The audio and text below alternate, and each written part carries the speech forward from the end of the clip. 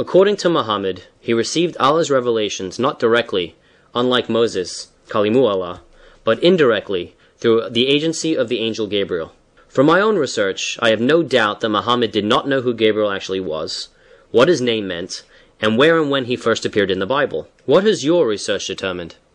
I have to concur absolutely with all your conclusions. To start with, neither Muhammad nor his pagan Arabs had any knowledge of the Bible, nor obviously of the characters that filled it. As confirmed by Muhammad himself in Al-Tirmidhi Hadith 2215, narrated by Ubay ibn Ka'b. Ubay told of Allah's messenger meeting Gabriel and saying, I have been sent, Gabriel, to a people who are unlettered, among whom are old women and old men, boys and girls, and men who have never read a book.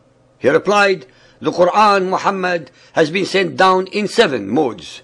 From our extensive research, we have shown and will continue to prove that this was the case, and that Muhammad's alleged revelations were based entirely upon stories that he had heard recited by rabbis, priests, or storytellers, especially during the Ukaz fairs, as well as from his wife Khadija and her Christian uncle Waraq bin Nawfal.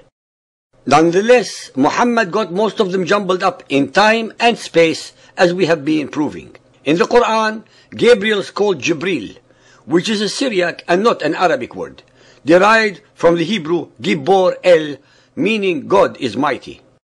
His name first appeared in the Bible in Daniel 8:15. When I, Daniel, saw the vision, I sought understanding. Then, behold, there stood before me the likeness of a man. I heard a human voice in the middle of the Ulai. He called out and said, Gabriel, explain the vision to this man. So he came to where I was standing. When he came, I was terrified and I fell face down. He said to me, understand, son of man, that the vision concerns the time of the end. Luke 1:18. And Zacharias said unto the angel, whereby shall I know this? And the angel answering him said, I am Gabriel, that stand in the presence of God. Matthew 1:20.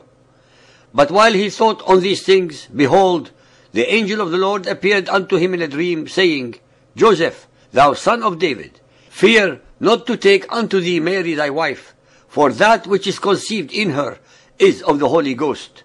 Gabriel was the angel who gave the good tidings to Mary, and who is now allegedly bringing new, good, but bloody tidings to Muhammad. The following are surahs that name or allude to Gabriel as being the messenger of revelations. Al-Baqarah 2.97. Say, whoever is an enemy to Gabriel, for he brings down the revelation to thy heart by Allah's will, a confirmation of what went before, and guidance and glad tidings for those who believe. Whoever is an enemy to Allah and his angels and apostles, to Gabriel and Michael. Dear listeners, one should ask the following relevant but simple question. Why would Gabriel, who allegedly foretold the coming of Jesus as the Messiah and Redeemer of all mankind, now announces the arrival of another, different Redeemer? I repeat again to our listeners, believers and unbelievers, that they should be aware that neither Muhammad nor the pagan Arabs had any idea who Gabriel was, where his name first appeared, whom he had met, whom he had inspired, and what the meaning of his name is. The followers of Muhammad of today, even after the lapse of almost 1400 years, are as ignorant of previous revelations, ummiyun, as their forefathers were in the days of the Jahiliyyah paganism. Sahih al-Bukhari 1.3, narrated by Aisha. The mother of the faithful believer said, the commencement of the divine inspiration to Allah's apostle was in the form of dreams. The truth descended upon him while he was in the cave of Hira. The angel Gabriel came to him and asked him to read. The Prophet replied, I do not know how to read. The Prophet added, the angel caught me forcefully and pressed me so hard that I could not bear it any more. He then released me and again asked me to read. Thereupon he caught me for the 3rd time and pressed me, and then released me and said, اقرأ باسم ربك الذي خلق خلق الإنسان من علق اقرأ وربك الأكرم Al-Alaq 96.1. Read in the name of thy Lord who has created man from a clot. Read, and your Lord is the most generous. Then Allah's apostle returned with the inspiration and with his heart beating severely to his wife Khadija, who accompanied him to her cousin Waraqah bin Nawfal, who, during the pre-Islamic period, became a Christian and used to write the writing with Hebrew letters. He would write from the Gospel in Hebrew as much as Allah wished him to write. He was an old man and had lost his sight. Khadija said to Waraqah, "Listen to the story of your nephew, O my cousin." Waraqah asked, "O my nephew, what have you seen?" Allah's apostle described whatever he had seen. Waraqah said, "This is the same one who keeps the secrets, the angel Gabriel, whom Allah had sent to Moses." The most glaring difference between Gabriel's appearances to Zachariah and Mary, as compared to that with Muhammad, is the violence and intimidation in the latter vis-à-vis the peaceful and gentle ones with the former. With Zachariah and Mary, Gabriel introduced himself with assurances to both that they had nothing to fear, and then explained to them the purpose of his intercession. Not so in the story of his alleged encounter with Muhammad. In the case of Muhammad, Gabriel, without any introduction whatsoever, merely ordered Muhammad to read something that he, Gabriel, should have definitely known, being the angel of Allah, the All-Knowing, that the allegedly illiterate Muhammad could not read. Besides being an ignorant angel, he, contrary to his previous modus operandi, used physical violence against Muhammad to press his point.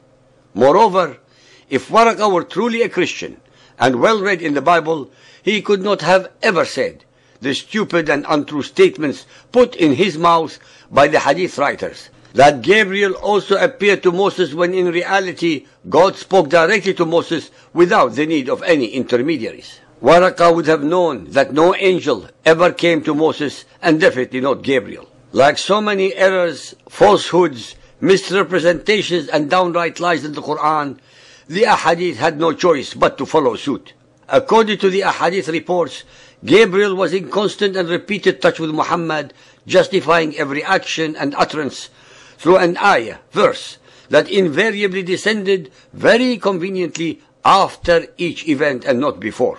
There is no doubt that the manner with which these stories are recited shows that Muhammad actually believed that the Gabriel that he himself created in his own mind, split personality syndrome, was real and was giving him instructions from Allah. He was thus justifying all his actions of broken treaties, murder, hate-mongering, war-mongering, destruction, enslavement and plunder, besides the enormous amounts of plagiarized theology pirated from the Christians, Jews, pagan Arabs and others. Sahih al-Bukhari 4.431 narrated by Abu Hurairah. The Prophet said, "If Allah loves a person, he calls Gabriel saying, 'Allah loves so-and-so. O Gabriel, love him.' Gabriel would love him and make an announcement among the inhabitants of the heaven." How could Muhammad have known what Allah does and does not do without having communicated directly with him, especially since Gabriel, according to all the records that we have available, did not inform him of Allah's private affairs? Sahih Bukhari Hadith 5.112 narrated by Abu Salama. Aisha said, "Once Allah's apostle said to me, 'O Aisha, this is Gabriel greeting you.' I said, 'Peace and Allah's mercy and blessing be upon him. You see what I don't see.'" Sahih Bukhari 5.373 narrated by Ibn Abbas. On the day of Uhud, the Prophet said, "This is Gabriel holding the head of his horse and equipped with war material." Throughout the Quran and Ahadith, Muhammad and his followers only won battles because of the support they received from thousands of angels against the vastly outnumbered victims of Muhammad. All these battles were unfair and one-sided, since Allah's hordes were supporting Muhammad and his followers. Ladies and gentlemen, contrary to what the Quran and Ahadith falsely assert, the angel Gabriel never appeared to any of the characters in the Torah, nor to anyone else in the Hebrew Bible except Daniel, and to Zachariah and Mary in the Gospels.